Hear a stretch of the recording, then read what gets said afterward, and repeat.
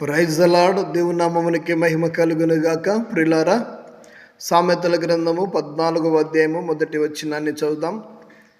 జ్ఞానవంతురాలు తన ఇల్లును కట్టును, మూఢురాలు తన చేతులతో తన ఇంటిని ఇల్లును ఊడబెరుకును అని రాయబడి ఉంది. గమనించాలి. ప్రభునందు ప్రేమైన దేవుని బిడ్డలారా, ఈ వచనములో ఇద్దరు స్త్రీలుగా కనబడుతున్నారు. ఒకరేమో జ్ఞానవంతురాలు అని, అలాగనే మరొకరేమో మూఢురాలు అని. కాబట్టి జ్ఞానవంతురాలు తన ఇల్లును కడుతుంది, మూఢురాలు తన చేతులతో తన ఇల్లును ఊడబెరుకుతుందని ఈ వచనములో రాయబడి ఉంది. కాబట్టి జ్ఞానము కావాలి అంటే దేవుని యొద్ద మాత్రమే జ్ఞానము దొరుకుతుంది.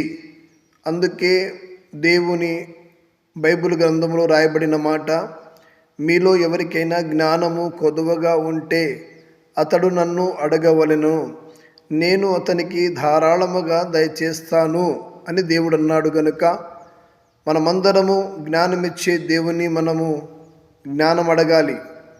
ఈ లోకములో మనం ఎవరి దగ్గర వెళ్ళినా కానీ నాకు జ్ఞానము దయచేయండి అయ్యా అంటే ఎవ్వరు మనకు జ్ఞానమును ఎవ్వరు.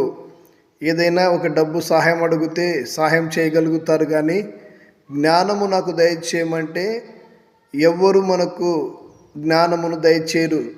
మనకు సృష్టించిన ఆ సృష్టికర్త, అలాగనే మనకు పుట్టించిన ఆ ప్రభు, ఆయన మాత్రమే మనకు సమృద్ధిగా జ్ఞానమును ఇవ్వగలుగుతాడు.